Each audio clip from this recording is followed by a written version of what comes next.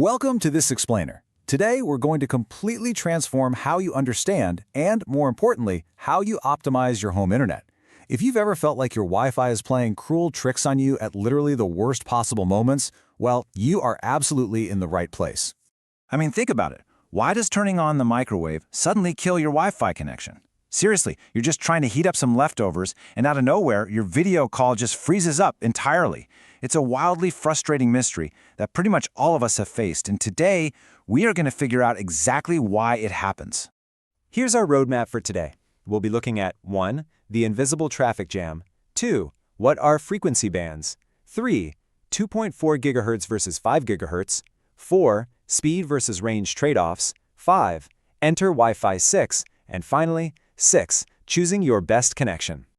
Section 1. The invisible traffic jam, solving the mystery of dual network names and dropped signals. So, you buy a new router, you plug it in, and suddenly you see two delightfully confusing network names pop up, leaving you wondering which one to actually pick. Or maybe you notice your wireless connection slowing down to a crawl when you run the microwave or walk into another room. This frustrating phenomenon isn't magic, and no, it's not your router just giving up on you. It's actually a massive, invisible traffic jam happening right in the middle of your living room. Your data is literally just trying to get from point A to point B, but the roads are utterly clogged.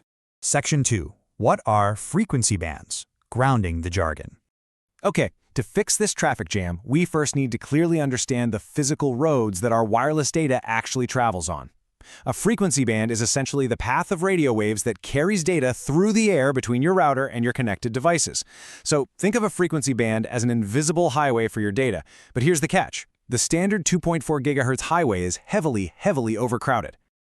Just look at the sheer volume of devices crowding the 2.4 GHz band. You've got your Wi-Fi routers, microwave ovens, cordless phones, Bluetooth accessories, and wireless security cameras all battling it out. And this brilliantly illustrates why your connection drops. All of these everyday household devices are competing for the exact same radio space, which creates heavy signal interference. It's kind of like 5 people trying to shout over each other through a single megaphone. Section 3. 2.4 GHz versus 5 GHz, the battle of the bands.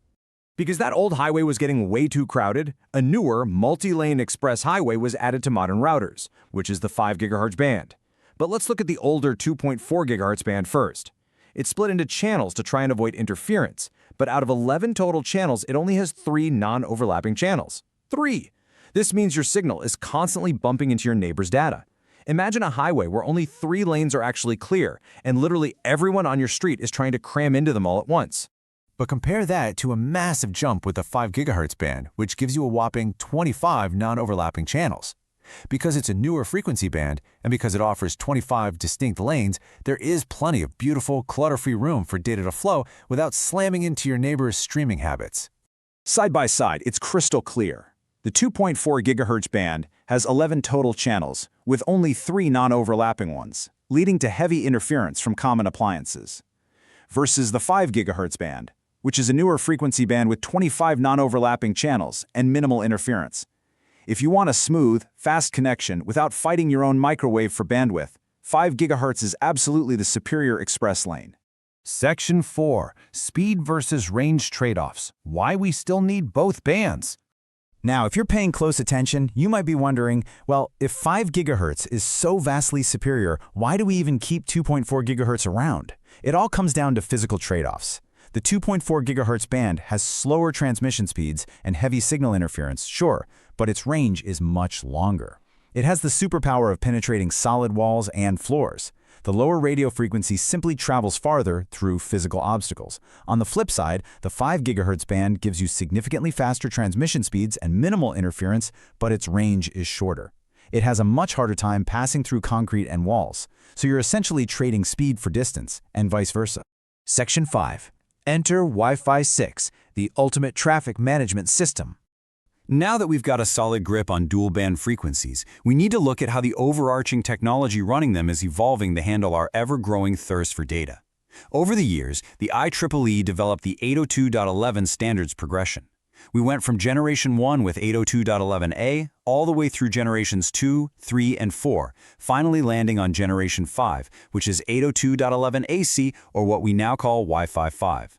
These standard improvements were designed to help routers handle these dual-band speeds more efficiently. But the technology kept moving. Wi-Fi 5 relies on that traditional dual-band router architecture across 2.4 GHz and 5 GHz.